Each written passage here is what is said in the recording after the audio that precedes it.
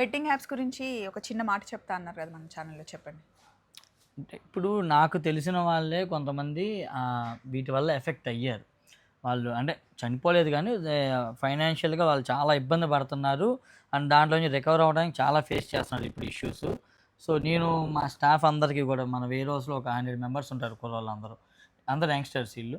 వీళ్ళందరికీ చెప్పా, "అరేయ్ బాబు ఏదైనా అవసరమైతే మీరు నన్ను అడగండి.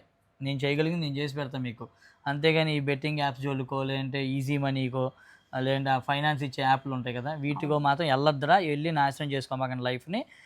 సో, నేనున్నాను మీకు సపోర్ట్‌గా. మీకేదైనా ఉంటే నాకు చెప్పండి" అని మా వాళ్ళందరికి క్లియర్‌గా చెప్పాను. అందరూ మంచి కుర్రోళ్ళు మాటైతే విన్నారు. ఎవరు వాటి జోలికైతే ఏమి వెళ్ళట్లేదు. ఎవ్వరు కూడా వాటి జోలికి ఎళ్ళమాకండి దయచేసి. ఇంతమంది చెప్తున్నారు, ఇన్ని హ్మ్. ఇష్యూస్ జరుగుతున్నాయి బెట్టింగ్ యాప్స్ జోలికి కానీ, అండ్ అలా కొంచెం మీకు అప్పటికప్పుడు అవసరం అవుతాయి అంటే ఫైనాన్స్ ఇచ్చే వాళ్ళ దగ్గరకు కూడా వెళ్లి అనవసరంగా అందులో అప్పట్లో ఇరక్కండి. ఈ ఫైనాన్స్ ఇచ్చే యాప్‌ల గురించి బాగా సూసైడ్‌లు ఇయన్నీ హ్మ్. జరిగినియి. ఇప్పుడు ఈ బెట్టింగ్ యాప్‌లు వస్తున్నాయి. ఒకటి సో, పోతే ఒకటి. జాగ్రత్త. ఏదైనా మీరే కొంచెం తెలుసుకోవాలి. థింక్ వైజ్‌లీ అంతే. మిస్సమ్మ. మాది మాది కాదు కాదు మనది. మనది.